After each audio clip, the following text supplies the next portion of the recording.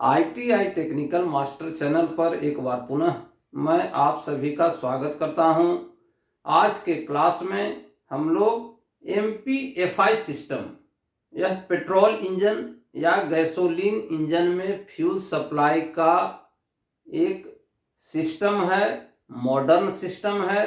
आजकल के जितने भी गाड़ी हैं, कार हैं, जिसमें MPFI या GDI सिस्टम लगा हुआ है, जिसकी सहायता से कंबस्चन चैम्बर में फ्यूल की सप्लाई होती है और इंजन में फ्यूल की मात्रा कैसे कंट्रोल होता है, कैसे नियंत्रित होता है, इन सारी बातों की जानकारी इस वीडियो के माध्यम से हम लोग लेंगे।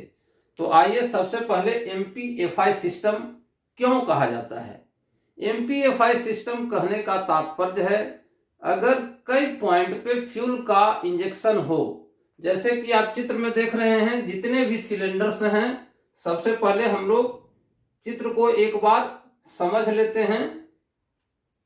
आप लोग पूर्व में भी जानते होंगे, जैसा कि एक क्रैंक शाफ्ट है, क्रैंक शाफ्ट से कनेक्टिंग रॉड के माध्यम से पिस्टन जुड़ा हुआ है और सिलेंडर में मूवमेंट कर रहा है। सिलेंडर के ऊपरी भाग में वाल्व फिट किए हुए हैं, जिसे के शाफ्ट के द्वारा ऑपरेशन मिलता है, इसको चलाया जाता है। यह वाल्व एक सेट का वाल्व है, वह इनलेट मैनिफोल्ड के साथ जुड़ा हुआ है। यह जो देख रहे हैं, यह संरचना, यह इनलेट मैनिफोल्ड के साथ जुड़ा हुआ है। और दूसरा सेट का वाल्व जो है, इस साइड का वाल्व, वह एग्जॉस्ट मैनिफोल्ड के साथ जुड़ा हुआ है और जली हुई गैस को बाहर निकालने का कार्य कर रहा है। इनलेट मैनिफोल्ड के साथ आगे आप देख रहे हैं, यह थ्रोटल वाल्व है। यहाँ पे एयर क्लीनर है, जो कि सिलेंडर में हवा जाते समय जो वायुमंडल में डस्ट पार्टिकल्स, सैंड पार्टिकल्स होते हैं, और इसके सिस्टम में जाने पे वाल्व के फेस को, गाइड को खराब कर सकते हैं। तो प्रत्येक इंजन में एयर को छानने के लिए एयर क्लीनर लगा हुआ रहता है। इसके साथ आगे आप देख रहे हैं, यह इंजेक्टर है, जो कि फ्यूल को इंजेक्ट कर रहा है, और यह कॉमन रेल के साथ जुड़ा हुआ है। कॉमन रेल पाइपिंग के माध्यम से फ्यूल टैंक से जुड़ी हुई है, और टैंक से एक पंप लगा हुआ है, जिसको सबमर्सिबल पंप, टैंक के अंदर फ्यूल में डूबा हुआ है, जिसके कारण इसको सबमर्ज्ड पंप कहते हैं, सबमर्सिबल पंप कहते हैं। और यह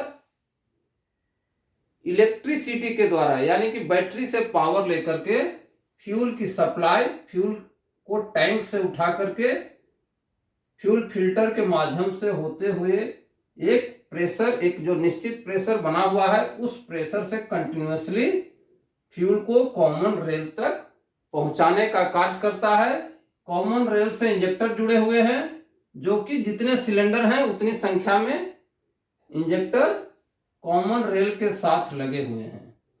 कॉमन रेल में एक प्रेशर या एक रेंज में प्रेशर बना रहे, उसके लिए प्रेशर रेगुलेटर वाल्व यहाँ पे लगा रहता है। प्रेशर को रेगुलेट करता है, मेंटेन करके रखता है। चूंकि यह प्रेशर रेगुलेटर वाल्व स्प्रिंग के टेंशन, बॉल टाइप का वाल्व है, NRV टाइप का है, स्प्रिंग के टेंशन से कार्य करता है, तथा इसके साथ एक रबर का डायफ्राम भी लगा हुआ है, जो इसके पीछे साइड में आप देख रहे हैं, रबर का डायफ्राम है। और उसके साथ एक पाइपिंग करते हुए उसको इनलेट मैनिफोल्ड में डाल दिया गया है। ऐसा करने से इसके अंदर इनलेट मैनिफोल्ड में जो वैक्यूम बनता है, पिस्टन हवा को खींचता है, उस समय क्या होता है, मैनिफोल्ड का प्रेशर कम होता है। तो कम होने के कंडीशन में इसका वैक्यूम का इफेक्ट इस डायफ्राम पे पड़ता है। उस समय स्प्रिंग का जो तनाव है, टेंशन है इसके साथ, वो डायफ्राम को खींचने के कारण इसमें जो पड़ने वाला प्रेशर है वो कम हो जाता है। तो कंडीशन में अगर कॉमन रेल का प्रेशर कुछ कम भी हो तो उस कंडीशन में फ्यूल बाईपास होकर के फ्यूल टैंक में चला जाता है। लेकिन इसमें इतना प्रेशर कम नहीं होता, ताकि रेल का जो प्रेशर लिमिट या जो रेंज बना हुआ है, जैसे कि नॉर्मल जो प्रेशर रेंज रहता है 3 बार से लेकर के 5 बार तक, वह प्रेशर हमेशा रेल को मेंटेन रहता है। उससे कम और उससे अधिक प्रेशर किसी भी कंडीशन में नहीं होता है। तो इस तरह से यह सिस्टम कार्य करता है। अब हम लोग बात करते हैं इसमें फ्यूल का मात्रा कैसे नियंत्रित होता है। क्योंकि जब गाड़ी चलाते हैं तो डिफरेंट कंडीशन का सामना करना पड़ता है। एमपीएफआई सिस्टम लाने का उद्देश्य ही है कि कार्बोरेटर में जो स्थिति पैदा होती थी और उसे पूरा करने में जो फेल्योर हो रहा था, जैसे कि एक्सीलरेट कर रहे हैं, उस समय कार्बोरेटर के माध्यम से फ्यूल तुरंत सिलेंडर में नहीं जा पाता था, फ्लैश स्पॉट बनती थी। उस कंडीशन को दूर करने के लिए, उसके जो कमी है उसको दूर करने के लिए ही एमपीएफआई सिस्टम लाया गया है, ताकि हमारा जो फ्यूल है वह अच्छी तरह जले और ऑप्टिमम उसमें जो पावर है प्राप्त हो। अगर फ्यूल अच्छे से जलेगा, फ्यूल अच्छी तरह कंज्यूम होगा, तो जाहिर सी बात है ज्यादा पावर तैयार होगा। तो अच्छे से कंज्यूम हो, सही मात्रा में हर एक कंडीशन के लिए फ्यूल जाए, उस कार्य को करने के लिए यहाँ पे ईसीयू लगा हुआ है। अब ईसीयू का क्या कार्य है?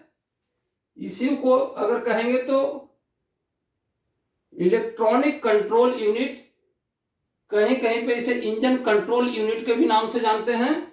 इलेक्ट्रॉनिकली इसको कंट्रोल करता है, यानी कि फ्यूल की मात्रा या इंजन का जितना भी एक्टिविटीज है उसको नियंत्रित करने का कार्य ईसीयू करता है। किसी किसी जगह पे इसे ईसीएम के नाम से भी जानते हैं, इलेक्ट्रॉनिक कंट्रोल मॉड्यूल के नाम से भी जानते हैं। तो कंफ्यूज नहीं होना है आपको। इस ईसीयू में कई सारे सेंसर्स लगे होते हैं, जो कि मैंने यहाँ पे आपको इस तरह से सेंसर्स का नाम लिखा हुआ है, जो कि इंजन में अलग अलग पॉइंट पे लगा होता है और इंजन के कंडीशन को सेंस करके उसी के अनुसार इसके जो एक्चुएटर हैं उसको निर्देश देता है, निर्देशित करता है कि इंजन का यह कंडीशन है और इस कंडीशन में आपको यह कार्य करना है या इतनी मात्रा में फ्यूल सिलेंडर को देना है। तो सेंसर एक बार देख लेते हैं, इसका डिटेल से डिस्कशन हम लोग अगले वीडियो में करेंगे। सेंसर कैसे कार्य करता है और कहां पे होता है। सबसे पहले टीपीएस सेंसर यानी कि throttle positioning sensor, throttle valve के साथ लगा हुआ है। CKP sensor crank shaft positioning sensor है। सीएमपी केम शाफ्ट पोजिशनिंग सेंसर है। मैप सेंसर यानी कि manifold absolute pressure sensor manifold में लगा हुआ है। मास सेंसर यानी कि मास एयर फ्लो सेंसर, जो कि थ्रोटल वाल्व से पहले लगा हुआ है और मास एयर फ्लो को सेंस कर रहा है। ठीक उसी प्रकार O2 सेंसर यानी कि ऑक्सीजन सेंसर के नाम से जानते हैं, जो कि एग्जॉस्ट मैनिफोल्ड के साथ लगा रहता है। कूलेंट टेम्परेचर सेंसर यानी कि इंजन में टेम्परेचर कितना है उसे सेंस करने के लिए कूलेंट टेम्परेचर सेंसर है, जो कि कूलिंग सिस्टम में कूलेंट के साथ जुड़ा हुआ रहता है। व्हीकल स्पीड सेंसर यानी कि गाड़ी का स्पीड कितना है उसे जानने के लिए व्हीकल स्पीड सेंसर है। और इनटेक एयर टेम्परेचर सेंसर यानी कि इनटेक एयर का टेम्परेचर कितना है उसको जानने के लिए इनटेक एयर टेम्परेचर सेंसर लगा हुआ है। इस तरह से जो सेंसर का इंफॉर्मेशन है उसको इसके अंदर कोडिंग की हुई है। इसके अंदर प्रोसेसिंग यूनिट है, माइक्रो प्रोसेसर है। इसके इंफॉर्मेशन को मॉडिफाई करके क्या करना है इंजन को, उसका निर्देश ECU अलग अलग जो इसके एक्चुएटर हैं प्रत्येक भाग में लगे हुए, उसके अनुसार उसको निर्देशित करता है कि इस कंडीशन के लिए इंजन में ऑप्टिमम क्या होगा, यानी कि बेहतरीन स्थिति क्या होगी, कितना फ्यूल जाना चाहिए, कितना हवा जाना चाहिए, उस अनुसार इसको कंट्रोल करता है। यानी कि electronically control, manual control, carburettor system में जो मैनुअल कंट्रोल था उसको यहाँ पे निकाल दिया गया, एलिमिनेट कर दिया गया, हटा दिया गया, और इलेक्ट्रॉनिकली इंजन को कंट्रोल किया जा रहा है। इसके स्पीड, रोड और लोड की कंडीशन के अनुसार फ्यूल की मात्रा कम या ज़्यादा की जा रही है। तो इस प्रकार आप लोग MPFI सिस्टम के बारे में जाने, multi point fuel injection system के बारे में जाने।